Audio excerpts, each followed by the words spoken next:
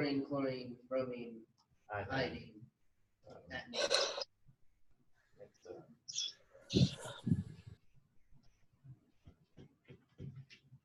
Acetylene. It's still an ene. It's still an ene. Yes. Okay. It's like neon, argon, krypton, xenon. They all have the suffix on. Yeah. So it's easy to remember going down because they all have similar suffixes. Okay. Chapter 1. Nitrogen, phosphorus, arsenic. So you don't want that one yet. That's second.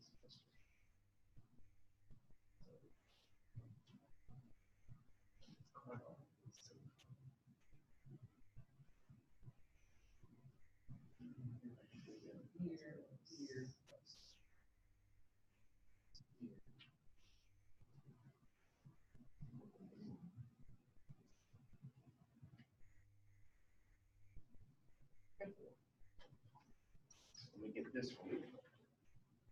Speech 101, Exam1, and this is chapter 1.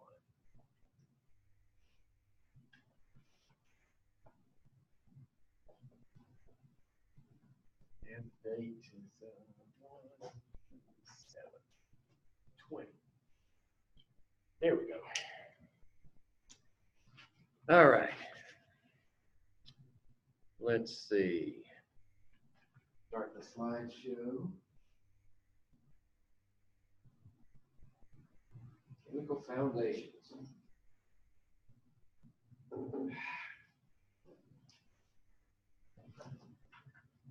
Got to start someplace. So, I always like to have our terms defined and agreed upon. So what are we talking about when we talk about chemistry?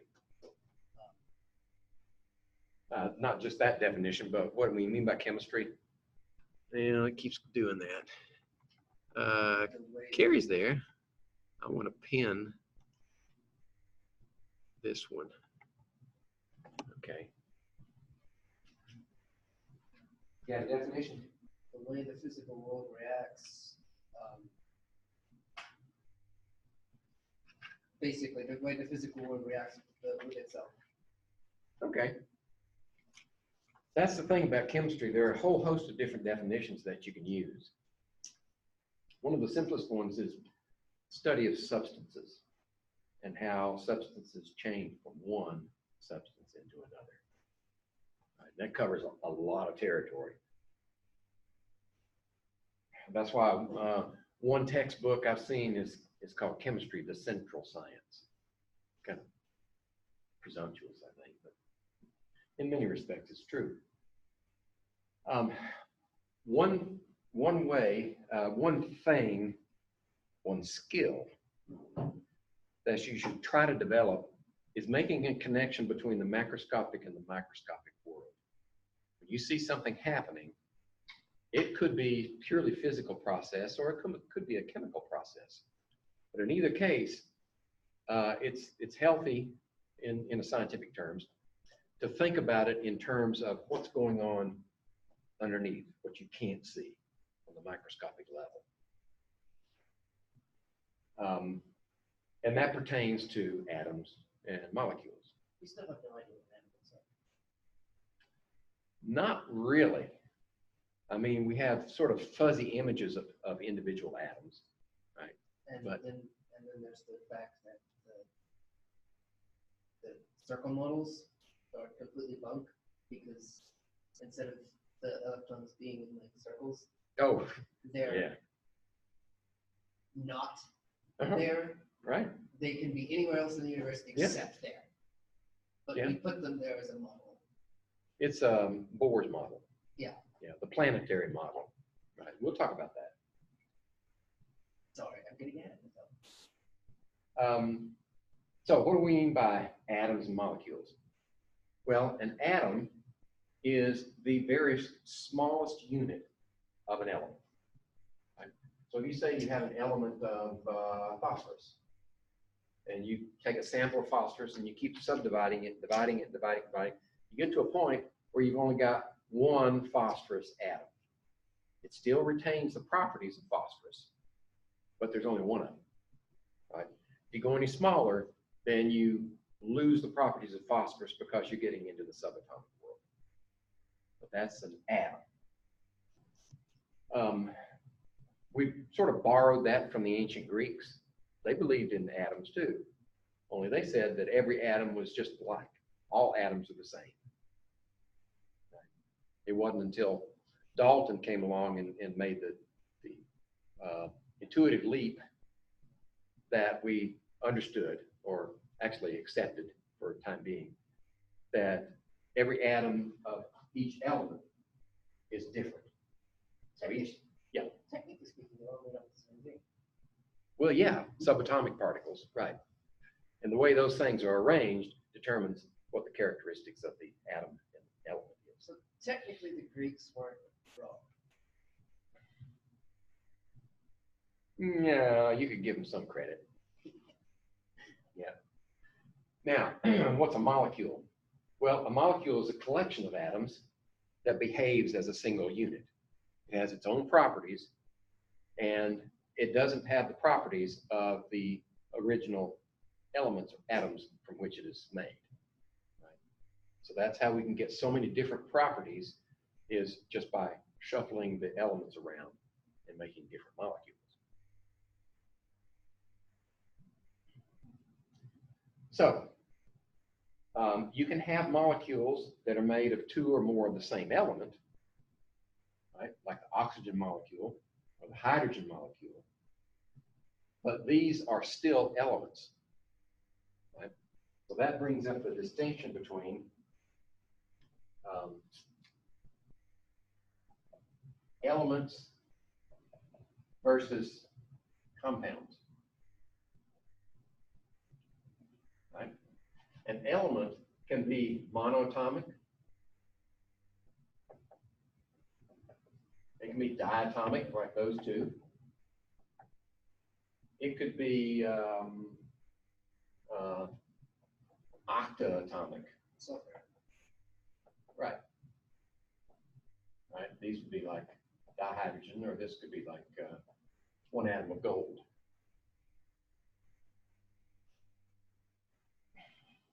But compounds have to be two or more different elements, like water. Right? Two hydrogens and one oxygen combined together. Or sulfuric acid. Yeah, that's a good one. Or if you run down the road to White Sulphur Springs, hydrogen sulfide, that's what makes it stink. Now, compounds can be broken down into their component elements, but they have to be broken down by chemical means. You have to break bonds to produce the elements from a compound. Now, you could say, okay, I'm going to break these bonds too, but you still got the same element. Right? You still got two hydrogen atoms, and here you might have 8 sulfur atoms. They're still the same element. If you take 2 hydrogen off of out of the sulfuric acid, it becomes a very toxic gas. Oh, if you break it down, yeah. If you don't go all the way to the individual elements, yeah, like an intermediate step, right? Yeah, you could make sulfur dioxide. But that's chemistry. This has its properties, that has entirely different properties, even though it's got some of the same elements in it. They're different. Or hydrogen, 2 hydrogens and 1 oxygen is water, but 2 hydrogens and 2 oxygens is hydrogen peroxide, and it's completely different characteristics.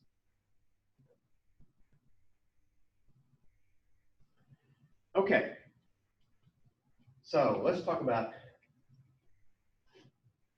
how people discovered these things over time. This is a cumulative process. Each generation adds to previous generation's knowledge. And in some respects, science advances one funeral at a time. Right? You get somebody who's has got a real name for himself, only his ideas are complete bunk. His reputation keeps those ideas afloat until he's dead. Then you can wash them away and replace them with real knowledge. That happens occasionally in sciences. But science itself is a framework, agreed upon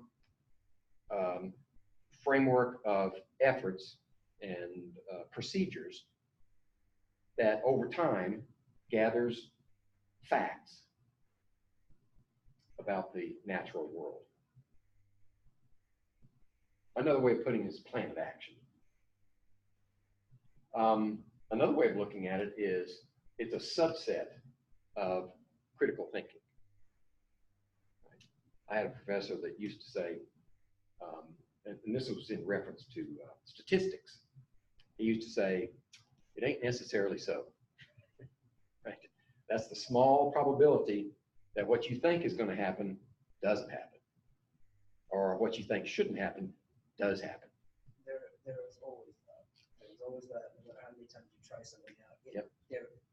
There is always something that may go wrong. Okay.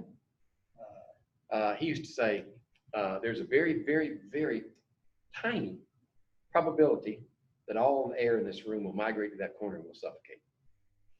That was his illustration. Okay, so what is this scientific method? All right. Well, we usually start out with observation. You see something that piques your interest, that sparks a question in your mind. You wonder, what's going on here? So you have this observation, and in order to tease out information about what's actually happening, you come up with a hypothesis, which is just a statement of what you think is happening. Okay? And the best hypotheses are the ones that are testable. Gravity. Yeah. Gravity is a theory of the law of gravitational force. Yeah. There's a difference there. How do you test it? Well, you put an object in that gravitational field and see what happens to it. Right? It usually falls. Unless it's a bigger object. Yeah, if it's a small object in the gravitational field of a large object like the Earth. Now, of course, that becomes problematic when you're trying to land a spacecraft on a comet or an asteroid, because they're small relative to the Earth and their gravitational forces are very small. So they might come down very slowly, and then when they touch, they bounce, and they keep bouncing. So that's a real engineering test. But you run your experiment and test your hypothesis to see if what you think happened does happen. Now, if you find out that your idea was false, that's not bad. It's like Edison said. He said, somebody made a comment about his light bulb. Said, how many times did you fail, Mr. Edison? He says, I didn't fail. I just found out 99 ways that you couldn't make a light bulb. You only need one to make it work, right? He also wasn't the nicest person. No. No, he was a real jerk. And you didn't want to get into a business deal with him either. Not like Nikola Tesla did. Tesla figured that out very quickly. He got screwed. So he went over to Westinghouse and took his ideas, and Westinghouse beat the pants off of Edison with their alternating current versus Edison's direct current. And Edison, showing that alternating current was bad, electrocuted an elephant with it. Oh, yeah. Yeah, he was ruthless. Okay. So you conduct your experiment, and you get results from it. And then you modify it, and you want to make more observations, and you have another hypothesis, and this goes in a circle for a while, and you keep gathering information. Eventually, hopefully, you find out things that are right, and they occur the same way each time. And from this, you may develop a law, right, that says, this is what happens. Every time I do that, this happens. Doesn't explain why, it just says, this is what happens. Why is a theory? Yes, why is a theory. So when you get to that point and you want to say why something happens, not always, but usually you develop some sort of model. It could be a physical model. It could be a mathematical model that can be changed to see how that change affects the predictability of the model. Okay, so you go through that cycle again, and this is also buried down here as well. When you experiment, you have to develop a hypothesis and you make observations, and you keep going like that with your theory. And sometimes theories just fall flat, they fail. So when a theory fails, a failed theory, you have three options. One, you can throw out, start over. Two, restrict. So you can only use my theory under these specific circumstances. That's what we do with Newton's laws and whatever. Well, this works for laws as well as theories. So it's not just theory. Restrict their use. So in Newton's laws of motion, we restrict to uses in the middle, and by that I mean the extremes are subatomic is extremes, very small, or very large like black holes. It's very large. You can't use Newton's theory. So we restrict its use. And three, which happens to a lot of theories, is you modify them. You keep tweaking them, trying to get them close. Yeah. And usually what happens is you modify and tweak so far that you're forced to either do this or that. Right.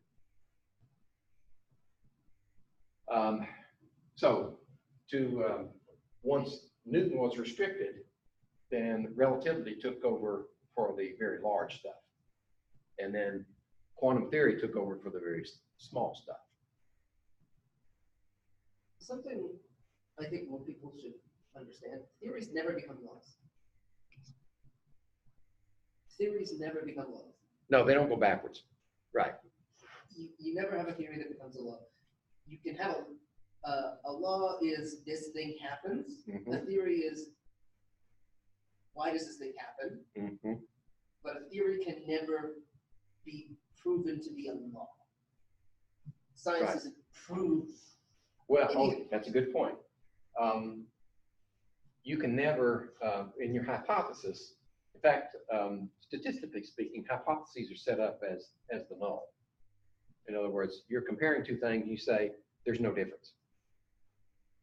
And then when you conduct your experiments, you do your analysis to see if there is a difference.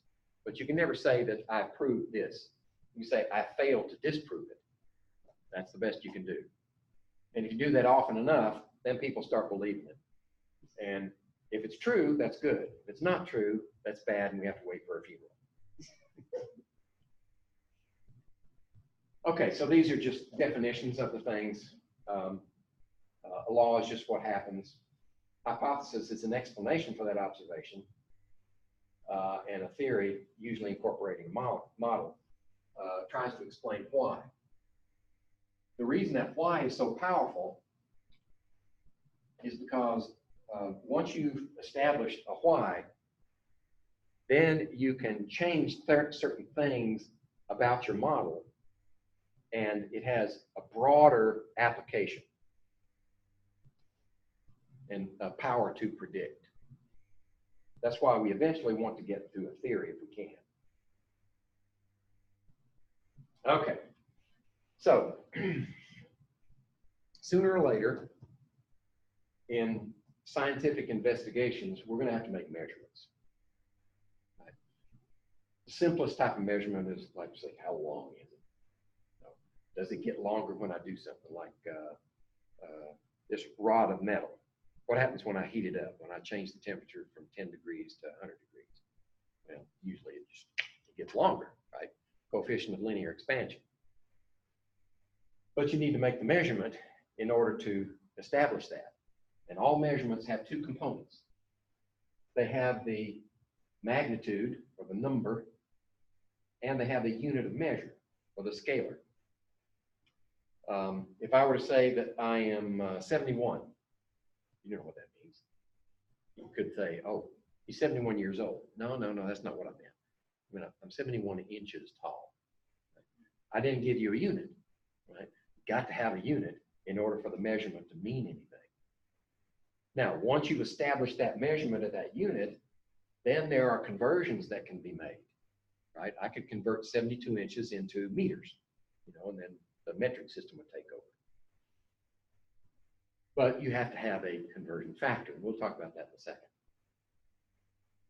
Other examples, like 20 grams. Grams is a measure of mass, and we have 20 of them.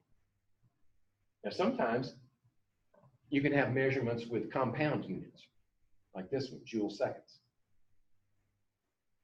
Now, isn't that joule per second? No, that's joule seconds. Huh. Yeah, you can have that. Joules times seconds, or you can have joules per second. You have various combinations. You can treat units of measure as if they were variables. Right? They can be canceled out. They can be multiplied by each other. They can be divided. If we had, we could have joules squared instead of seconds with some other number in here. But most of the time, when you make a direct measurement of your own, it's going to have a single unit involved. Like measuring the mass of something that you're weighing out something for an experiment. Usually when you get compound units as a measurement, they are spit out by an instrument that does all this magic inside, black box stuff. Okay, fundamental units. These are units that are agreed upon by the international community, and they are established as very precisely. The values for each are established. The kilogram is the unit of mass. And the reason we say kilogram is because gram was here before the system was here. Right? But the gram is like a small unit of mass. And if you make a slight error on this, it could be a huge percentage difference. Right? So you want something bigger. So if you make a slight error, it won't make as much difference. This is all metric. This is metric. So I'm a fan of the metric system. Sure, all scientists should be. More so than the imperial system. Because the imperial system makes no sense anymore. Yeah, it's sort of accumulated over years and centuries, right? Like the foot. The length of the monarch's foot established that unit. And kilogram is just meters, kilograms and stuff. They used actual, they took the earth, measured it out, and then cut it up, and that's what they got a meter from. Yes. Yes. The distance from the equator to the North Pole, and subdivided to give you something manageable like that. And then once that's established, then they created a platinum iridium rod of that length and stored it in an inert atmosphere in a cave in France. Did the same thing with the kilogram. They established that mass. They made a cylinder out of it, several cylinders actually, platinum iridium because it's very resistant to corrosion. Put it in a double bell jar with an inert atmosphere, and it stays in that cave. That one still stands as the mass unit. But they needed kilo, 1,000 times a gram for something large enough. The meter, however, has transformed. Now, if you have the instrumentation, you can measure so many wavelengths of a laser light of a certain type and establish a meter yourself independently. That's the new standard. The second's been around forever. So all we have to do is measure it more precisely. That's an astronomical unit of time. The Kelvin is derived from Celsius. Right? So we had the Celsius system of temperature, and Lord Kelvin came up with a system that was based upon not zero as freezing point of water, but zero as absolute. That's when absolutely no molecular action is, actually the way Kelvin did it was the volume of a gas decreases to 0. That's where 0 Kelvin starts. That we have never gone there. No, never can. Well, there are some physics people who think they have, but they only do it one molecule at a time. You have a molecule coming at you and you hit it with a laser beam and it stops. That technically is 0 K. But it's not something you can measure macroscopically. Because why? How do you get something cold? You transfer the heat to something colder, right? There's nothing colder than 0 K, so you'll never really get there. Ampere is the flow of electricity. We won't deal with that one until later, much later. And it just means 1 ampere is a coulomb per second. A coulomb of charge, just a physical number of charged particles, electrons, ions, whatever, passing a fixed point in 1 second. So that's an ampere. You can measure that. Yes, yes. The mole, we're going to use that one a lot, and that's just a number too. So 6.022 times 10 to the 23rd of anything is a mole. Doesn't matter what it is. Could be chickens. But for our purposes, atoms, molecules, ions. But that's a mole. And it's established at that value. In fact, the value 6.022 is rounded. Right? They change it occasionally to maybe the 9th or 10th or 11th place. But for our purposes, 3 decimal places is plenty. What is it supposed to represent? Like everything else is represented. I know what you're asking, but I can't answer you right now. Understandable. Yeah. There's an experimental way to determine what a mole is. Right. And that's beyond me. People make careers of that stuff. Now, once you have the fundamental units, you can have derived units, and all you need is a prefix and know what the prefix means. Right? So here's kilo. Right? So kilo times the fundamental unit means 1,000 times that unit. Right? So kilometers or kilometers is a long distance. It's not a mile, like it's between 7 and 8/10 of a mile, I think. But it's longer, and it makes the unit more usable depending on the circumstances. We might need something really small, like we might need a microgram of something. So you use this micro prefix, the Greek letter mu for micro, and it means 10 to the minus 6th of that value. So a microgram is very, very small. And there are some chemical weapons that are effective at microgram levels. They're fatal. They'll kill you. Or some natural toxins even. Or arsenic is a little more than that. Yeah. I was thinking more along the lines of tetrodotoxin from the pufferfish. Oh. That's extremely toxic. Or from sea snakes, they're toxic.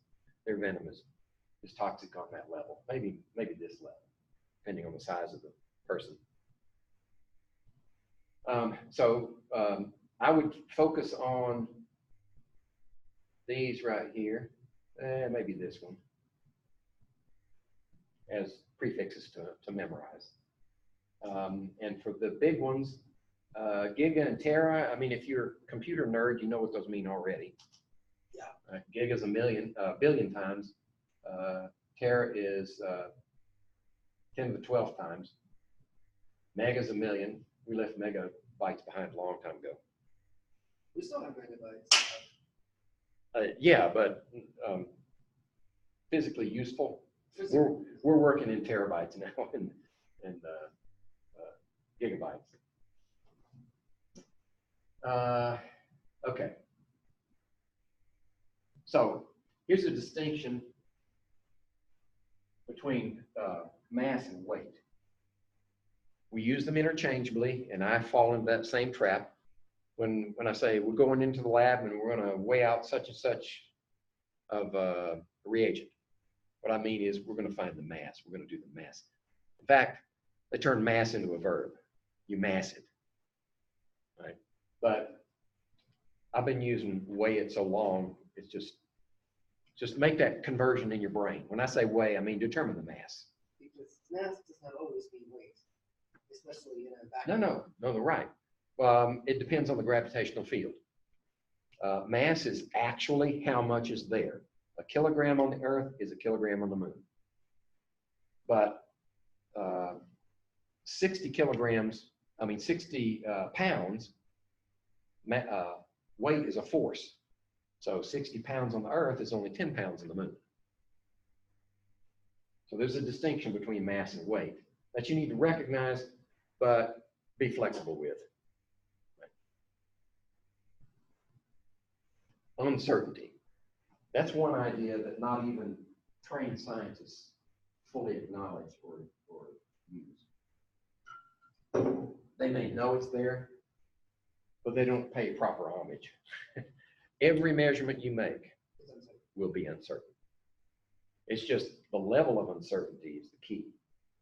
And what you try to do is minimize the uncertainty and wherever possible, quantify it so that when you publish your work, those who read your work will know what your parameters are, what your range, right? Is this work being done, have a wide range of values, or is it very narrow?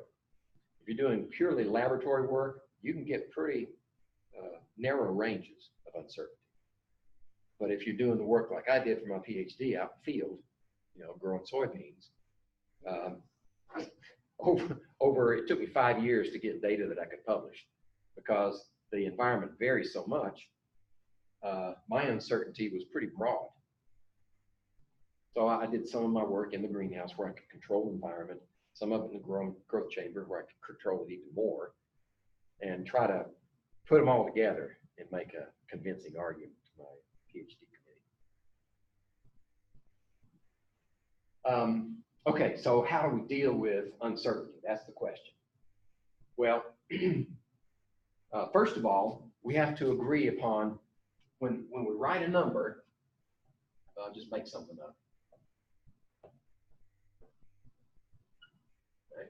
When we write a number and another scientist looks at your number, whatever the units are, that's not important right now, but for the number, they automatically assume those are the certain numbers. The last one is uncertain. This one is uncertain. Because as you get smaller and smaller and smaller, that changes. It's a guess. Sometimes it's a pretty good guess, but it's still a guess.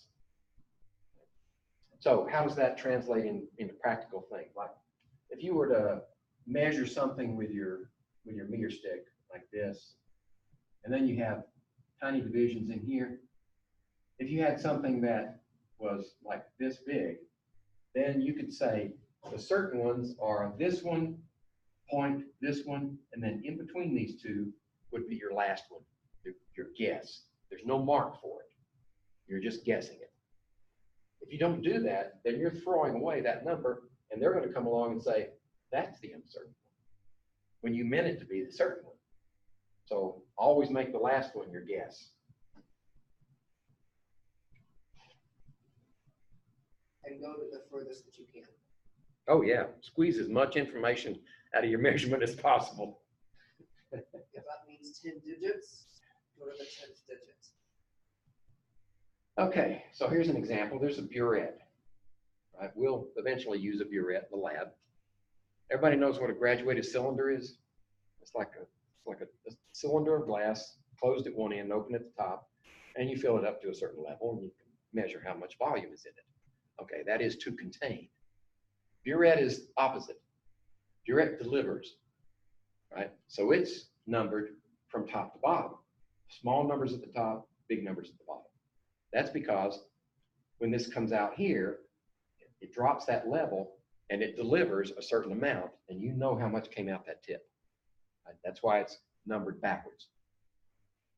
So when you read it, you got to read it from small to large, this direction. Now, this, I noticed that the other day. When you look at this and you look over here, say, wait a minute, that's not an exploded view of this one. Look, that one's above, that one's here over 20, and this one's below. So they don't match. So let's focus on this one right here because it's one that we can read. All right, so the certain ones would be 2 for 20. And then you got 10 of these between 20 and 21. So it's 20.1. And then guess the middle, the next one, say 0.5. So, yeah. Because of the way water works, liquids work, they go up the sides of the cylinder. Yeah, aqueous solutions always do that. So you need to measure the bottom, not the sides. Exactly. Glassware is calibrated for aqueous solutions, and it's calibrated so that you read the bottom of the meniscus. That's the proper term for that curve. Now, if you were to read a mercury barometer, it'd be the other way, because mercury makes convex meniscus. You read the top of it. And it's calibrated to read the top, whereas glassware is calibrated to read the bottom of the meniscus. Okay, so 20.1, those are all certain, and the last one is the uncertain. Okay, the difference between accuracy and precision. In the news, in popular literature, they're used interchangeably. When they say something is, this device, this new development in science is more precise, what they mean is it's more accurate. Sometimes they mean more precise, but they don't know it. Okay, so the difference between accuracy and precision is, accuracy is how close is the measurement to the true value. And I put true in quotations because sometimes you don't know the true value. But most of the time you don't know the true value. So what you call true is actually accepted. What does the community accept as the true value? The closest we can get. Close, right. So sometimes you take measurements from a dozen different laboratories on the same, you're making the same measurement, and you combine them. And you average them or you weight them according to how many samples you get from each one. And then you establish amongst those labs an accepted value. That's your target. Then you get close to that, that's how accurate you are. Now, you can determine precision on your own, or you can determine it as a group. I've done that before. We used to meet regularly with a working group for soil fertility, which was, if I do this measurement on the soil, how much lime do I need to put on it to raise the pH? So we would get together and decide, what's the accepted value for some analysis like that.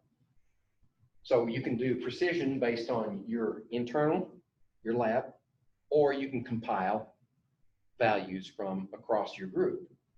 But the precision is how closely are the measurements grouped? Are they tight around the value, or are they spread out? All over the place. Yeah. Because you can have both, and they can both be completely alone with your hypothesis. Just because something isn't precise doesn't mean it's not. It could be accurate. Yeah. Right. I've got examples. I've got 3 of them here, and then there's a 4th one. Okay, so this one is not accurate, right? Because the average of these values puts it right in here somewhere. So it's nowhere near the bullseye. It's not precise either because they're scattered all over the place. This one, on the other hand, is centered around the bullseye and grouped very tight. That's what you would want if you're zeroing in your rifle for hunting. You want it to be accurate and precise. This one is precise because they're grouped, but it's not accurate, right? And then the other one that's not here is if you have your bullseye there, then you have like that. It's not precise, but the average of those values is accurate. That's the one that's missing. You never want A, but B, C, and D are all valid. Oh yeah, yeah. In fact, if you're zeroing in your rifle, you might get this one first. And then you would make adjustments on your scope to bring that group down to here. So that's not a bad thing to have precise but not accurate in the beginning. Or if you're using iron sights and you don't have much adjustment on them, you know, well, if I aim at the deer's head, it's going to hit him in the chest. At so many yards, you know, that gets into ballistics. Okay. Can I go to the bathroom? Oh yeah, sure. Does anybody else need to go? Okay. Take just a second. Let's see, who do we have here? Oh, we got the other M.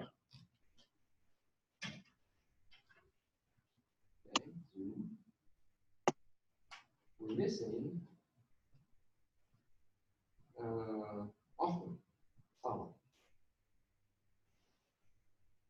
What if you know we're supposed to meet on Mondays too?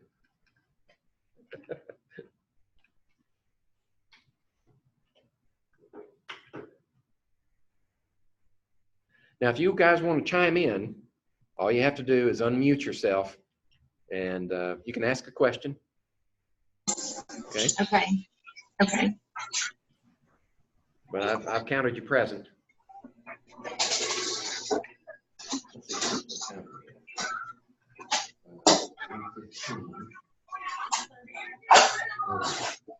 I think we significant figures. Then we talk about temperature, states of matter, physical change, chemical change. Okay. Yeah, I think we can do that. By the way, if we get to the point in some lecture, we've run out of time, and you guys are on a tight schedule, like, so you can't stay over, and you have to split, go to another class, or you have to go to work, then that's okay. If everybody has to do that, leaves, and we're not finished with the lecture, I'll just keep talking, right? Record it, and then you can go on Blackboard and finish the lecture at home.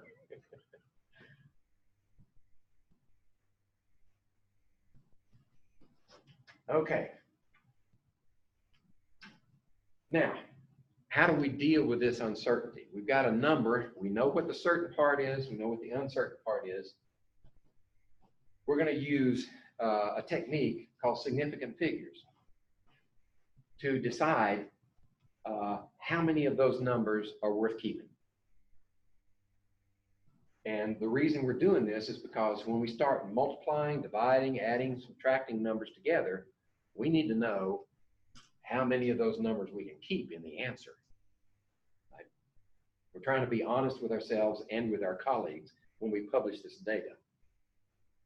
So here's the easiest one. If your number is composed of all non-zero integers, every one of them is significant. It doesn't matter whether they have decimals in there or not.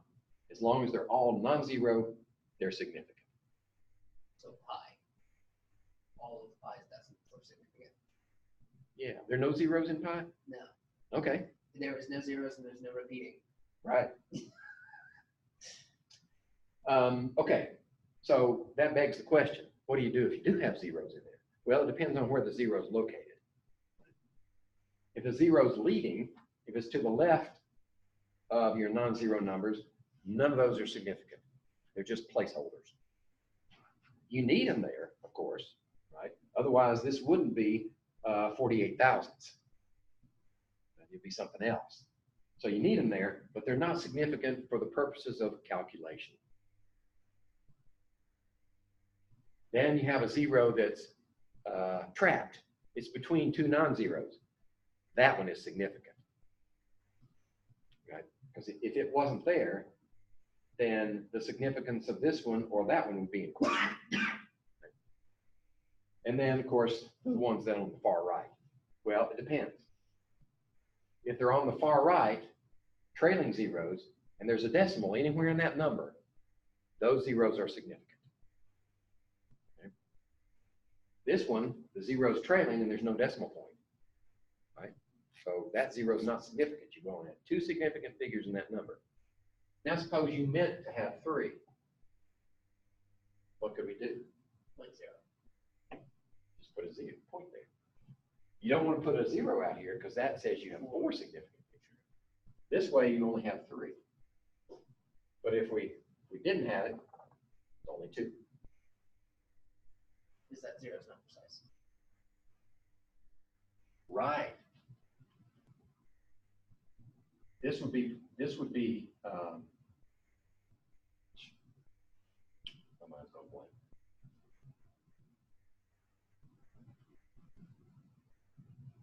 Those two would be. This would be our certain. Yeah. I was trying to remember my words. Certain, uncertain. That one means nothing. Yeah. Okay. Then there's another type of number called the exact number. They're exact because they either represent counting, right? You typically don't count a fraction of something. Right? How many toes? How many fingers and toes do you have? Oh, I got 19 and a half, you know, or 19 and a third because I lost that joint. Well, that's going to the ridiculous. But some numbers are accepted as exact, whether they are or not. So that's important for calculations. And all conversion factors are composed of exact numbers. So if you use a conversion factor to change units for one measurement into units of the new measurement, then any conversion factors you use, you don't have to pay attention to how many significant figures there are. Only the one that you start with and the one you end with. Because everything in between is exact. Okay. Now a word about what they call exponential notation. That is exponential notation, but it's also scientific notation. Exponential notation could be, if we say 300, exponential could be 30 times 10 to the first power. All you need is an exponent. The scientific notation is a special case where the coefficient has to be between 1 and 10. Like that. That's scientific, this is exponential. Actually, both of them are exponential, this is scientific. It's like a rectangle. A rectangle can be a square, but a square. A square could be a rectangle, but a rectangle is not a square. Right. Right. So if you're looking for exponential notation, scientific notation is good enough for that. But exponential notation is not good enough for scientific notation. Right. Okay, two advantages is you can express very large numbers and very small numbers in a manageable form. And in the process, you automatically determine for that large number how many significant figures it has. Because you only keep the significant figures in the coefficient. So that 300 had 3 significant figures. When we moved the decimal to the left, we kept those 2 zeros. Right? If we had this one, that's the best we could do. Right? Because it's only got 1 significant figure in this number. No decimal. Right. Okay. So how do we calculate with significant figures? There are 2 different rules. One is for multiply divide, and the other one is for add subtract. We'll do the multiply divide first because it's the easiest. All you have to do is, if your number,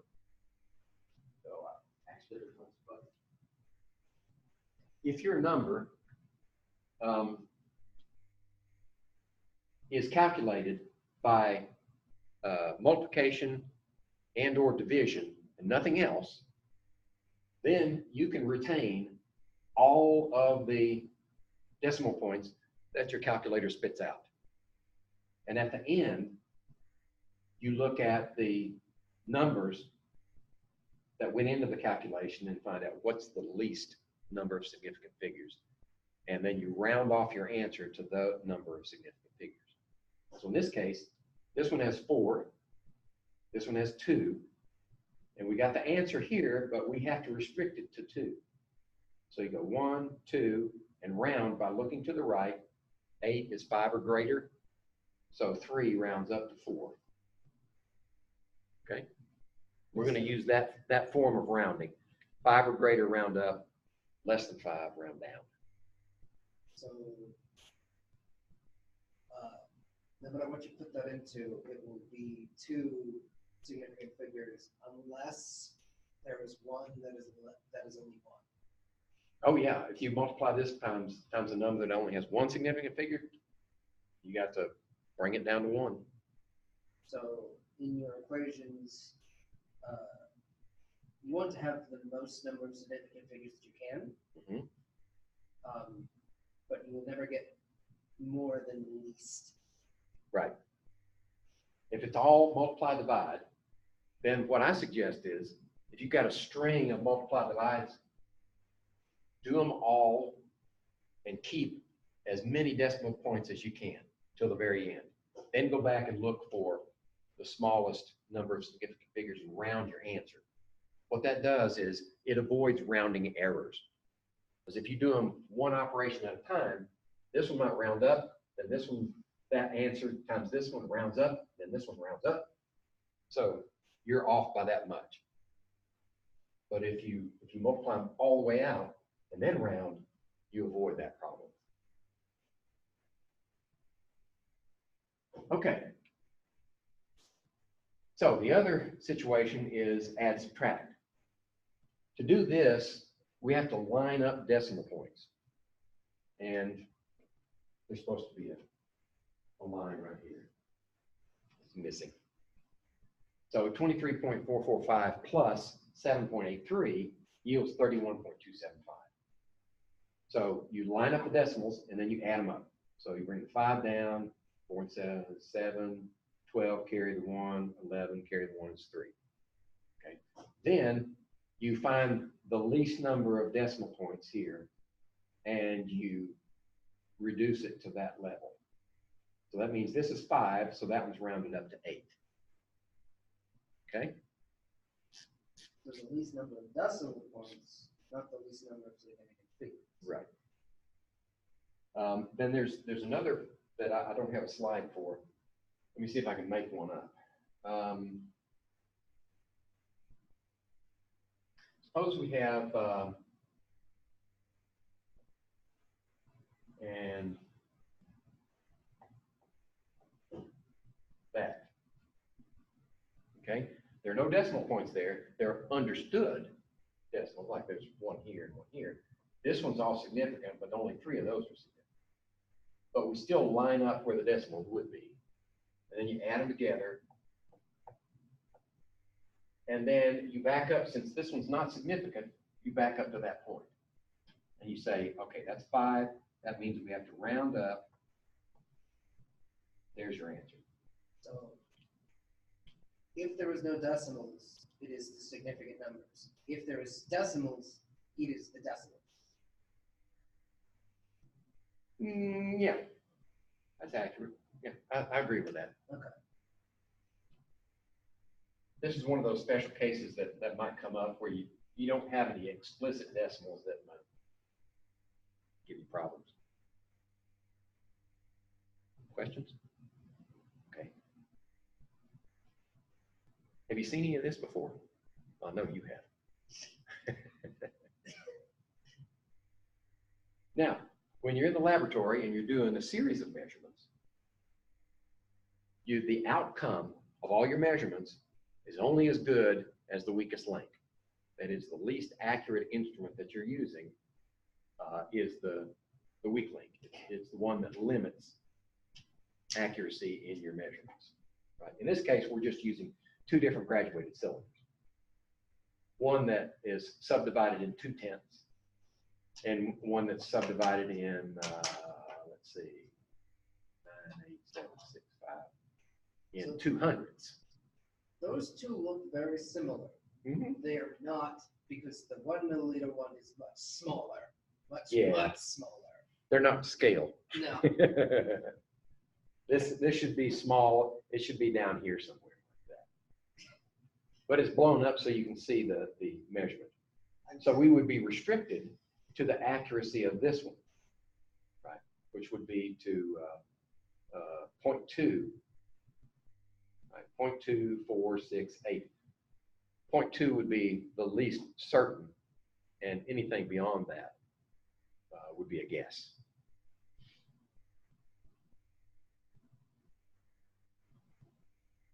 Okay. So when you're solving a problem, particularly when you've got a word problem on an exam or homework that you want to answer, first thing, this is the way the authors put it. But I say, what's the question? You know, when you read the problem, what is it asking for? Because if you don't answer the question, then you got no way to get it right. You got to know what the question is. Then what's given, right? Is there information in the problem that will answer the question? You use that information to answer the question. Sometimes you have to go outside the question to get information, like for the periodic chart. Like you need to look up. Yeah, you need to do a calculation for molar mass, for instance. Right? That won't be in the question. Sometimes it's given to you, but not always. Do you have the information you need? And then devise a plan to get there. Sometimes the plan is really simple. Just a simple calculation of, say, density, right? You look, say, what's the density of blah, blah, blah. It's giving you mass, it's giving you volume, do the calculation. Sometimes you might have to change units because in multiple choice, the units might be in grams per cubic centimeter, and the mass might be in kilograms, and the volume might be in cubic meters. I think I remember what mole is. I believe mole is the number of atoms in a kilogram or a gram or something. Because it's 6.02 times 10 to the 27th of that times that number. Well, this is what a mole weighs in grams. Yes, and right. So it's the number of elements, it's the number of atoms in that. Yeah. That determines the mole. If you have that mass of bromine, you'll have exactly 1 mole of bromine atoms. Yeah. Okay. So when I mentioned unit conversions before, that was the layman's term for dimensional analysis. Dimensional analysis just means keep track of your units. You can solve many problems in chemistry simply by tracking the units. If it asks you a question and this is the information you have, you might be able to get that from here to there simply by knowing what the units are, where you're headed, where you come from. For instance, molar mass, or I abbreviate it molecular weight, is in terms of mass per mole, right? So if you've got a question, want to know the molar mass of something, and it says, well, in 2.5 moles of that substance, it weighs 327 grams. You can see that you've got what you need here, you've got what you need there. Just plug in the formula. That's a form of dimensional analysis. Paying attention to the units. Now, when we actually do a conversion, let's see, do I have an example here? Yeah, simple one. Okay. In order to do a conversion, you need an equivalence. you got to know that one unit of measure is equal to so many of another one. What's the relationship between the two? In this case, we're in the imperial system, but it still holds. 1 foot is equal to 12 inches. Right? That can be debated, depending on what time you're in. Yeah, well, this is our exact measurement. We're going to establish it at that. So if you say 1 foot is equal to 12 inches, and you have something that's, well, I don't know, 72 inches. You want to convert that to feet. How much is that in feet? Okay. You want something, since these are equivalent, the only thing that you can multiply times this is 1. You multiply it by anything else, it's invalid because this is an equivalence, right? So you've got to have something that's 1. Well, all you need is something that's equal to 1, right? So suppose we say, let's divide both sides through by 12 inches.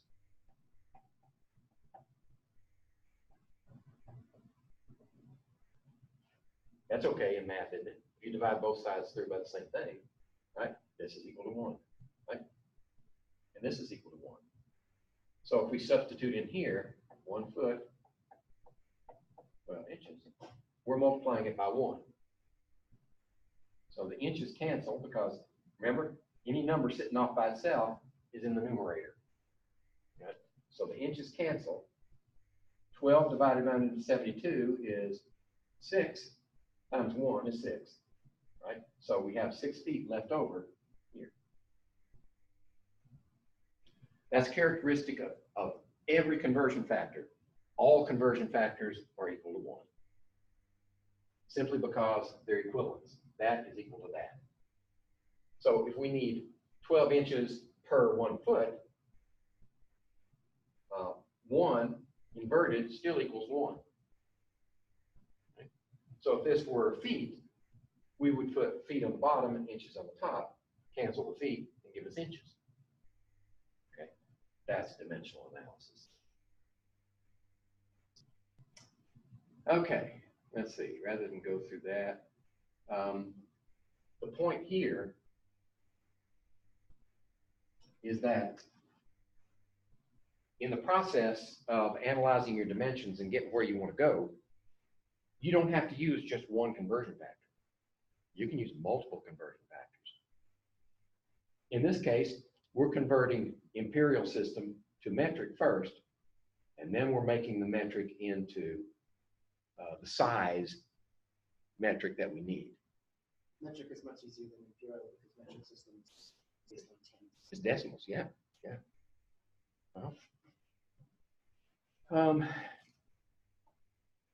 Well, even the British monetary system has, they still use the pound, but it's converted into a decimal system like our dollar, right? They have 100 pence in a pound, right? And they did away with all those weird subdivisions in between. It's like, again, everything in tens is easier. Oh, yeah. So we've got, you can just chain these conversion factors together as long as you get where you want to go. Say for the first one, we cancel pounds. That leaves us with kilograms. Well, we're not quite there yet because we want grams, right? Sampling grams. So now we have to cancel grams to give us kilograms to give us grams. And that's what that calculation does. So you can do that all the way through. If we had time, I have an example that I talk about. You've all taken trips, right, in your car. What do you need to know? How much money do I need to take so I can buy gas and get home, right? So, yes. Well, so the beginning of that is incorrect. There's the grams. There's only one significant figure. Here? No. That's 3. The conversion factor for grams, 1,000? It doesn't matter. It's an exact number. Okay. Yeah. These are exact numbers, that one and that one. This is the only one you have to be concerned with. Okay. Because it's all multiply, So you do the whole calculation and then you look back at the original. 3, 3. Okay. So what do you need to know if you're going to take a trip? Well, I don't know. Sometimes I go to Atlanta. It's where some of our family lives. Right? You have to know how far it is. You need to have to know what's the mileage you get on your car, miles per gallon, and how much does gas cost. That was a little iffy. It costs a lot here, and then you cross the border into Virginia, and it drops 20 cents. So I have just enough gas in my car to get across the border, and then I buy it in Virginia. But you have an average value of the price of gas that you factor in, and you multiply those together, and you find out how much is it going to cost to get there. Then you double it for getting back, and then pad it with maybe 5 or 10% for driving around while you're there. So that's a practical application of dimensional analysis. You have several conversion factors. Miles per gallon on your car, price of gas. Miles per gallon is a conversion factor in and of itself. Yes. Oops. How'd that happen? Press it way too many times. Yeah, I must have sat on it. There we go. Let's see. Right. So when the question's asking how much money, right? So the information you need then is, well, to get there, is what we just talked about. Personally, I wouldn't drive to Los Angeles. I wouldn't even fly there, especially not in their current condition, right? I don't want to have to. Everything is burning. I didn't want to have to tiptoe around on the sidewalks. Anyway, temperature. This brings up the concept of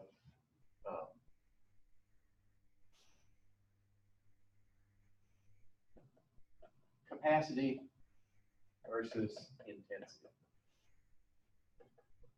Some books prefer to call this an intrinsic value versus an extrinsic value. Those are a little hard for me.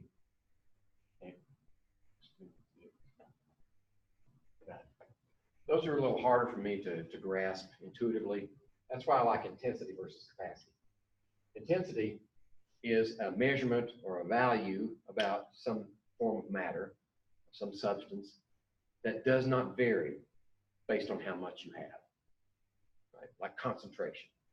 It's always the same no matter how much you have.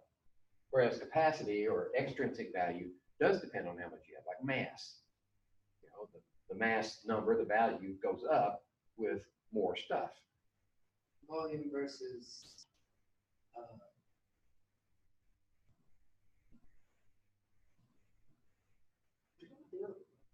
Concentration. capacity is volume, yeah, volume versus concentration. Yeah, right. Most of those are quotients. The units of measure are quotients. Like moles per liter is molarity. That's an intrinsic, an intensity factor. It doesn't vary with how much solution you have. But there are some, particularly this one, that is an intensity factor with only one unit, temperature.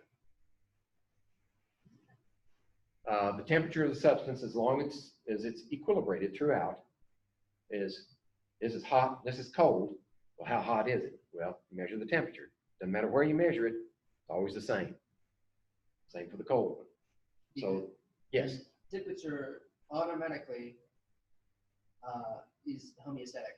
It will go through the entirety of the thing if you give it enough time. Oh, yes. Yeah, yeah. So we have 3 systems. One that's only used in this country, in common terms, like for weather. It's imperial. Yeah, it's the imperial system. Fahrenheit. Actually, Fahrenheit, it was developed in Germany, but it latched on, and we use it in our system. Celsius is metric, and Kelvin is a derivation of Celsius. So 276 Kelvin, 0 Celsius. 273. Wrong. So it's a measurement, each one of these is a measurement of the same physical property. If there's a certain amount of heat and a certain amount of volume, it'll be this temperature. Whether you measure it with Fahrenheit, Celsius, or Kelvin. So the physical property doesn't change. It's just the system of measurement that we use for it, right?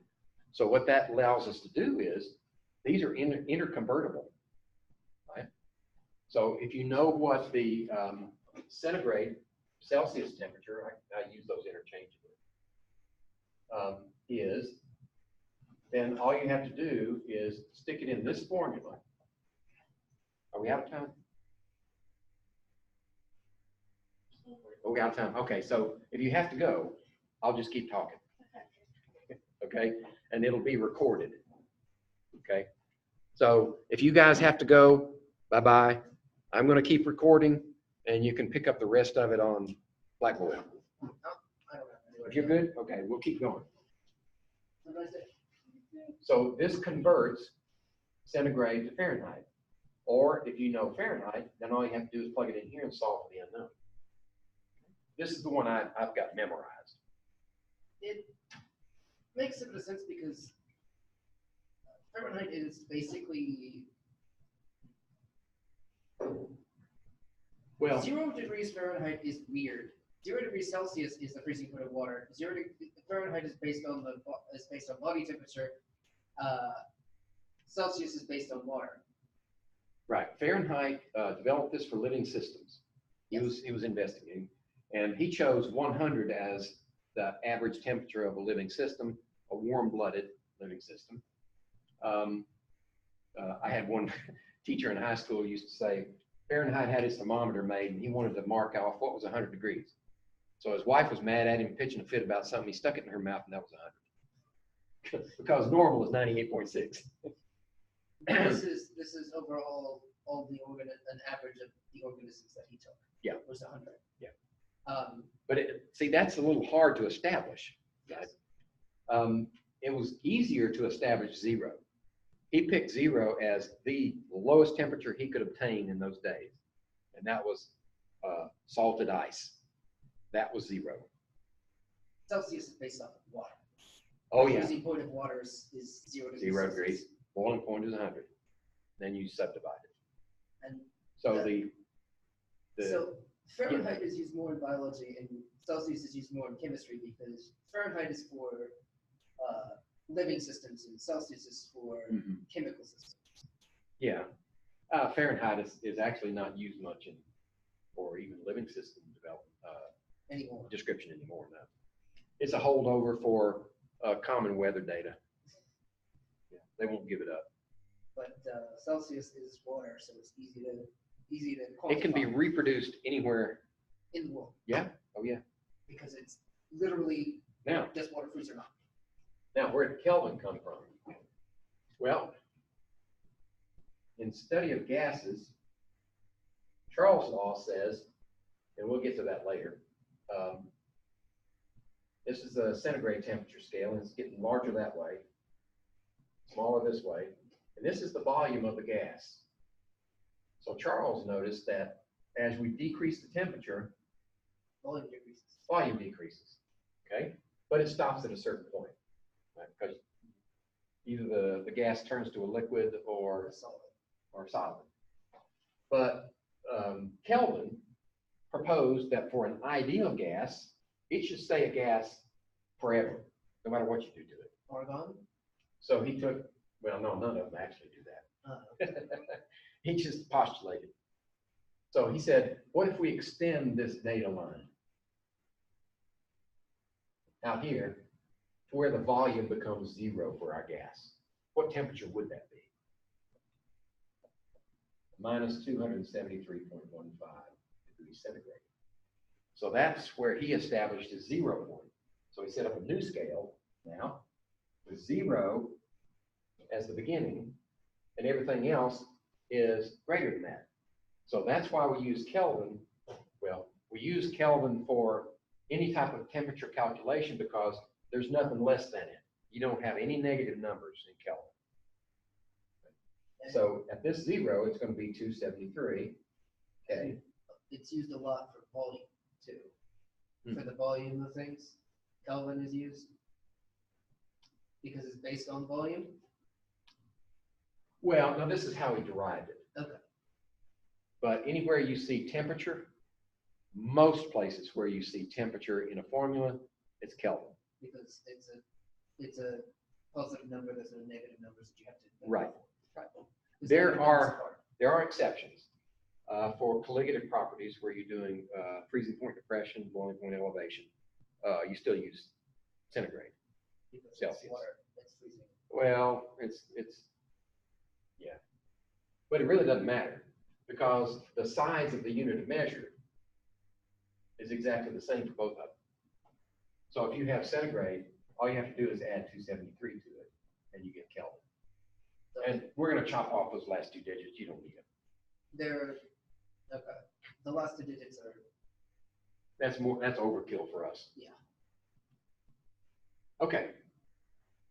So that's what you can do with your formulas. You just rearrange them, right?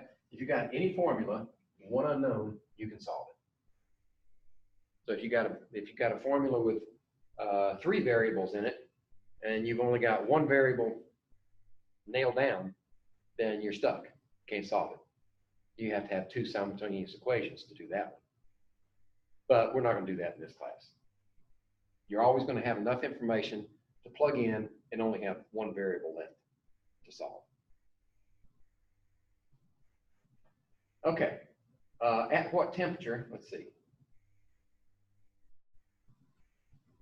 Here it is. At what temperature does the magnitude of centigrade and Fahrenheit equal? Since they have different size units, then at some point they need to cross. -40. -40 degrees is the same for centigrade and Fahrenheit. That's a very, very low point, though. Oh, yeah. That's like Arctic Yes, temperatures. Arctic temperature. Or if you did like I did, one of my first jobs, I was working in a hotel restaurant supply house. And we had cooler areas for some products, and we had average freezer areas, like maybe 5 or 10 degrees below, or maybe even just 0 degrees. It could have been 10 degrees Fahrenheit. That would have been good for frozen. But we had this one freezer called a blast freezer. It was set at -40 degrees Fahrenheit, which is the same there. And we would make our hamburger patties and put them on individual paper pieces on a tray, roll the tray in, and 10 or 15 minutes, they'd be hard as a brick. But what it would do was it would freeze them so fast that it would preserve the cellular structure, right? The slower you freeze, the bigger the crystals get. So if you make big crystals, they'll poke through all your cells, and then when you thaw them out, there'll be nothing but mush. So you freeze them fast, makes the crystals small, and you don't destroy your cellular structure. Well, once a month, we have to inventory all our product, right? So we would come in at like 5 o'clock in the morning, 4:30, 4 o'clock, and they would feed us breakfast from the back, eggs and sausage and whatever. And then you would suit up, put on your parkas, and the low guy on the totem pole would go in and inventory a blast freezer. And that was me. -40 degrees. So I'd go in for maybe 10 or 15 minutes, and then it'd come out. You can only be in there for a certain amount of time. Yeah. Without Oh, it yeah. actually causing you Damage. 'cause So I would come out into the cooler area, and it'd feel like summer. Because like your ice, because like ice crystals can form in your body, inside of your body while you're still alive. Yeah. At that temperature. Yeah. Which is And the first place they form is in your lungs. Okay. So those days are over. I was young. I could stand it. kind of. I was trying to pay my way through undergraduate school. So, so here's another intensity factor, density, right? The density of a substance doesn't change as long as the temperature is constant, right? And for gases, as pressure is constant, the density won't change. And the density is a measure of mass per unit volume. So this formula has 3 variables. And as long as you know 2 of them, you can solve the third one. So density is more weight than mass is. A mass is a capacity factor. It varies with how much you have. Yes, Density does not vary with how much you have. You can have this much gold, and it's the density. Have this much gold, and it's the same density. but density is closer to weight than mass is, because weight is derived from the pull of gravity, and you can have something that is massive, Okay. like the air is very massive. Yeah. The amount of air on the Earth is like, the air pressure is actually insane. But it's not heavy. Well, if you express your density in terms of mass units per unit volume, that is constant. It doesn't vary throughout the universe. If you express it in terms of force, like pounds per square inch, that will change depending on your gravitational field. Because pounds is a measure of force, and kilograms or grams is a measure of mass. So I was just thinking, let's take into the example of the ocean. Uh-huh. As you get further down into the ocean, the top weighs on the bottom. Yes. And Density. it gets more dense and more dense as you go down. Yes. And it can actually crush people at a certain point.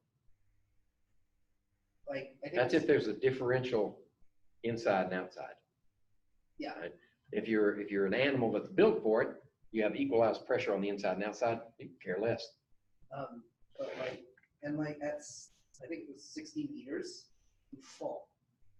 You don't float, you fall because the pressure is enough to. Oh, it's squeezed you down to the same density as water. Yes. Yeah, I understand what you mean. That's why divers have to wear a buoyancy compensation vest.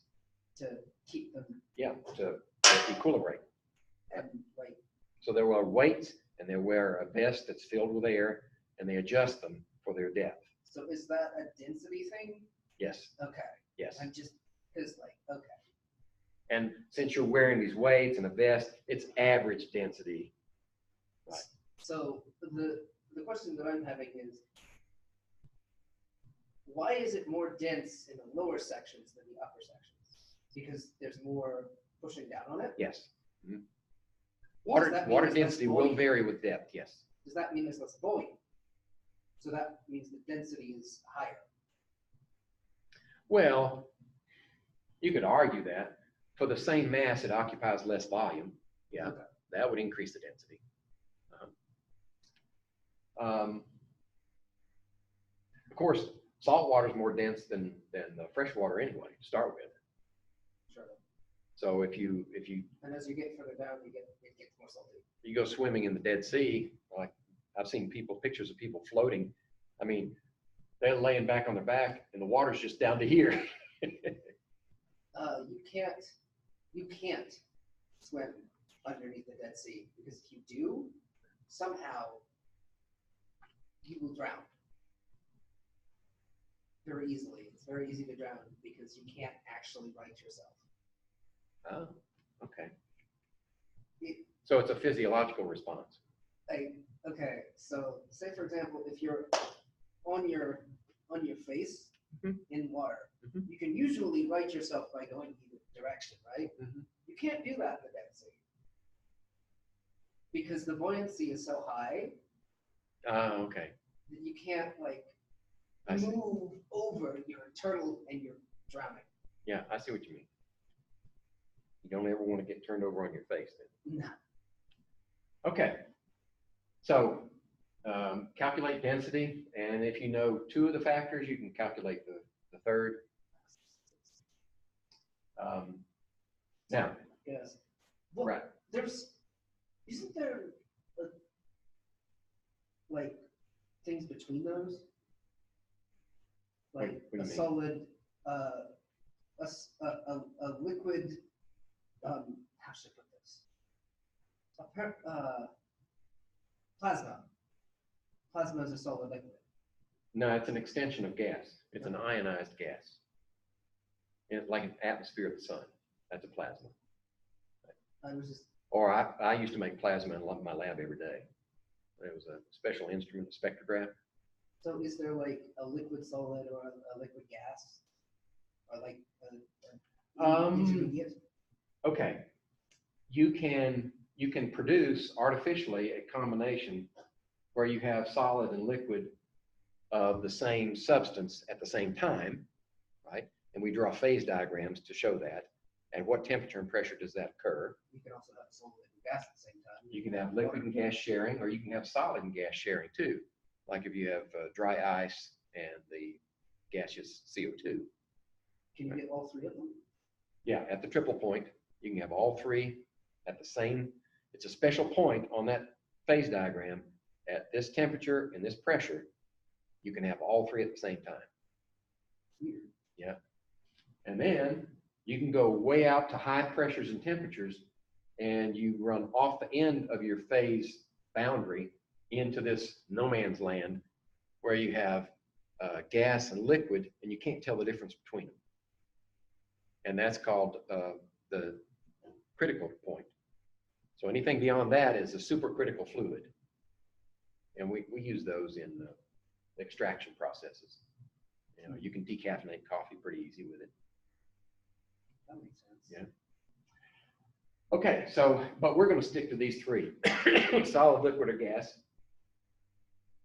And the solid and liquid, you know, water's a bad example. Water is a bad example because water is less dense of a solid and more dense in a liquid. Right. And it's one of the only liquids that do that. Yeah. And It's about 10% more dense as a liquid than it is as a. if it didn't do that,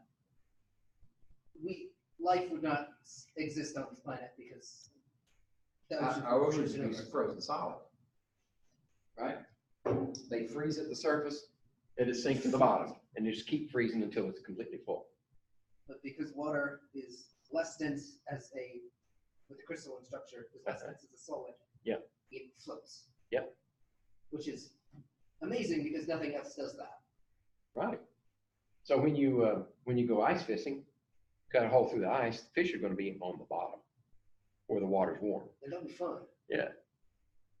As long as it's not frozen all the way through, because it does do that sometimes if it's not Occasionally. enough. Yeah, if it's not deep enough. But there's a point where the pressure keeps it from freezing, which is Yeah. interesting. So if you get it cold enough, you can freeze it maybe 6-10 feet thick, or in the Arctic even more.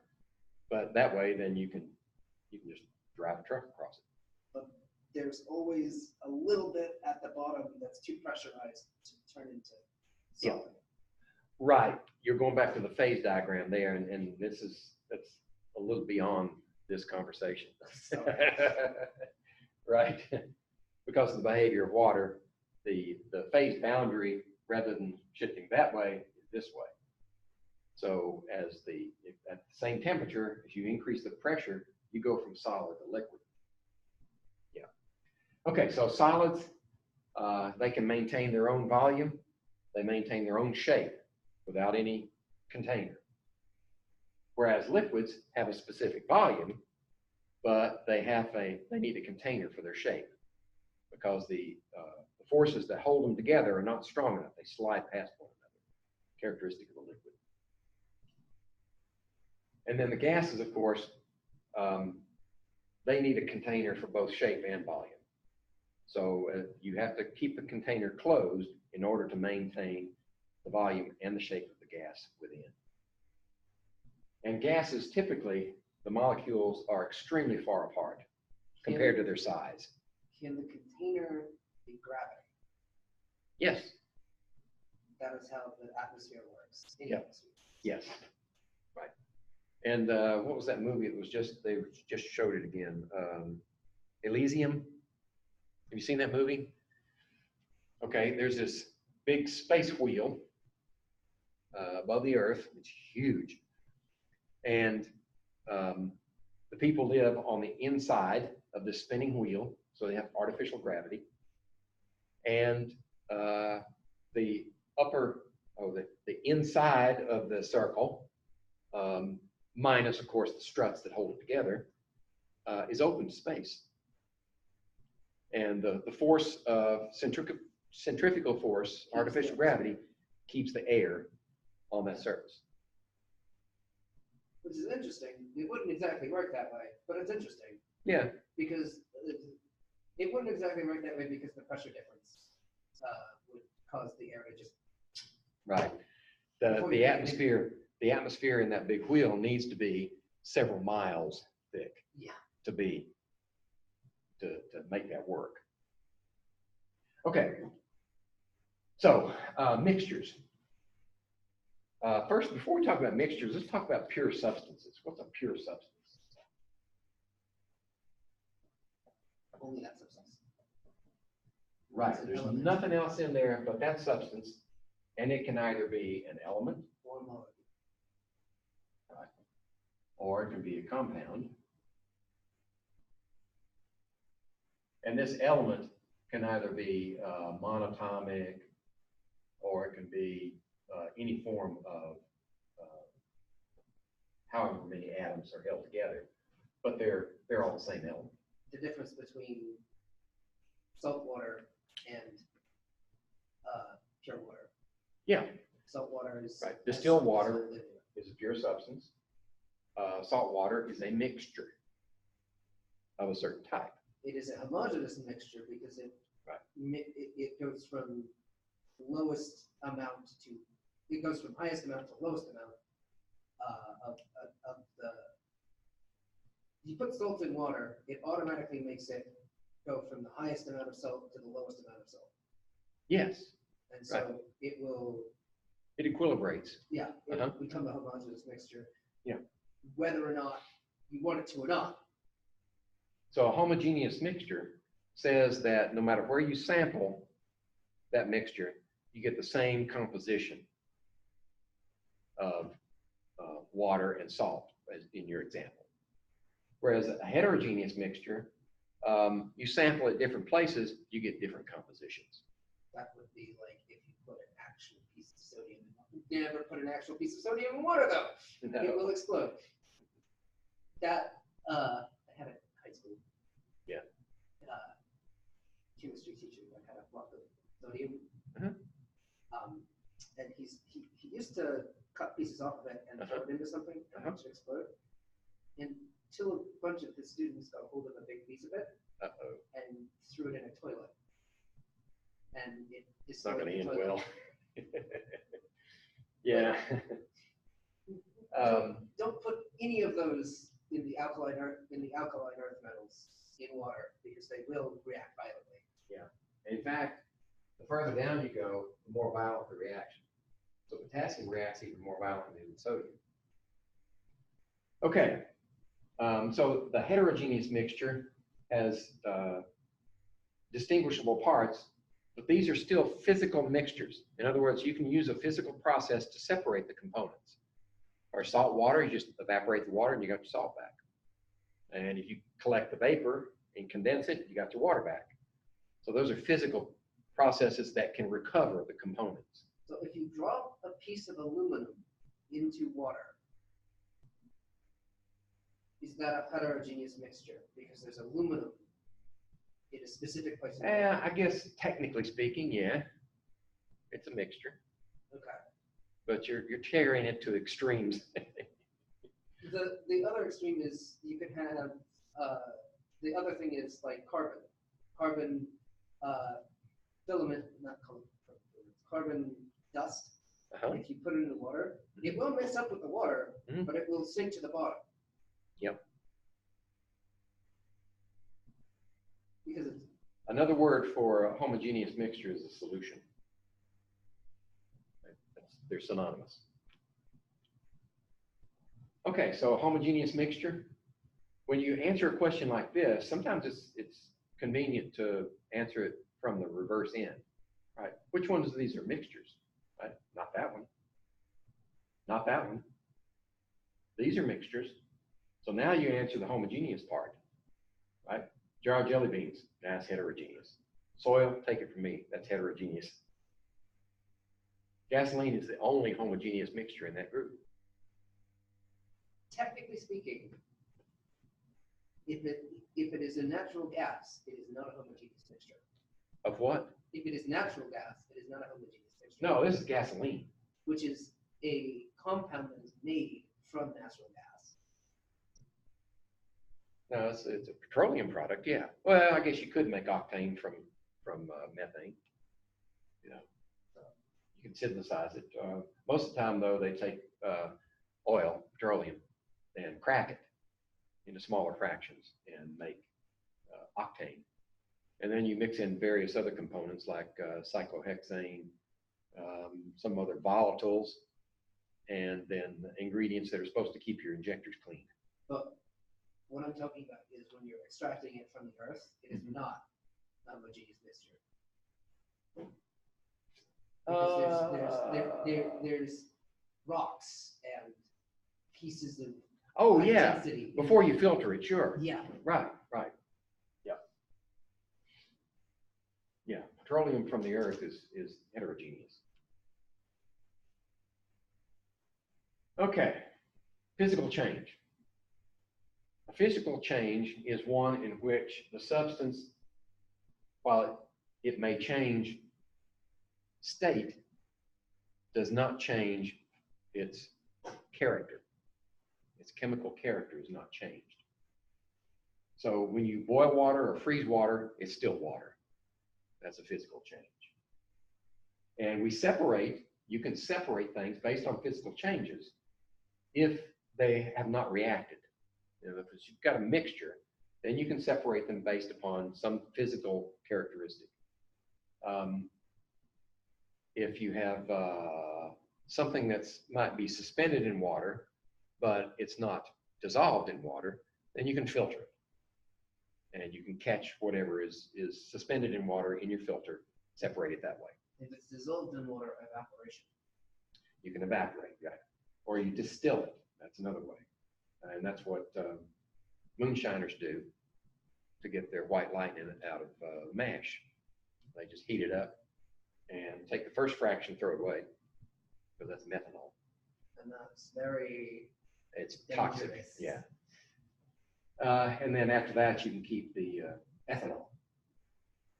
Filtration I talked about. Chromatography is another one. It's a little more refined, but it has to do with the affinity of the molecules for the stationary phase. Originally, it was paper, right? So if you take a mixture and say, here's your line, and you put your mixtures dotted on here, and then you put some liquid down here, then it will start to migrate up the paper. And when it does, it encounters this mixture, it will dissolve it, but differentially. So some components of that mixture have more affinity for the paper. They'll lag behind. Some of them have more affinity for the mobile phase, and they'll move faster.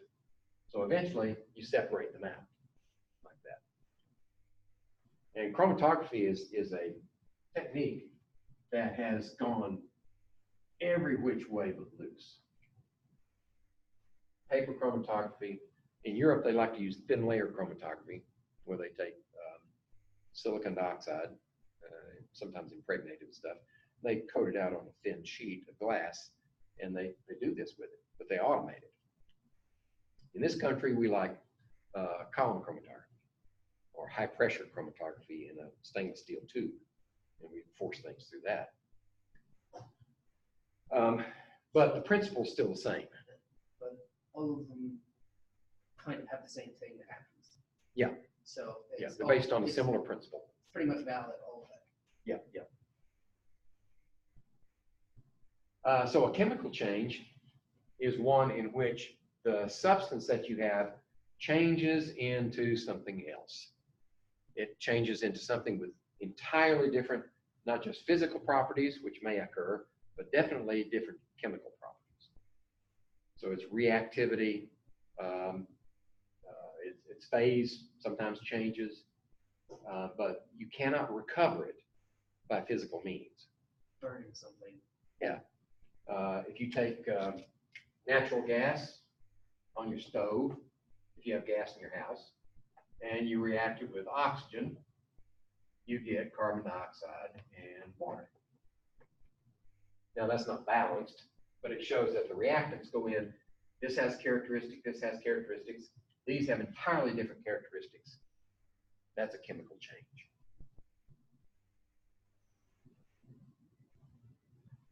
Now, which one of these is a chemical change? Well, pulverizing rock doesn't change rock salt, it just gets smaller. Burning wood? Technically, burning wood would be the one because you're Yep. literally taking carbon and getting rid of it. Basically, You're changing it. changing it into, Yeah. into a different form, and you can't actually get the first bit back. Right. You can't ever get the wood back from the carbon dioxide and water that you get out of it. Right. I mean, technically you could, but you need a lot of help. So, Like you need a plant to do it for you. Because they're purpose built. yeah. So that yes, burning wood is our chemical. Dissolving sugar in water, it doesn't change the sugar or the water. Melting a popsicle, that's purely a physical change. So, yeah. Technically, you can change, water changes sugar's chemical composition when it evaporates into, like you can start out with glucose and have fructose.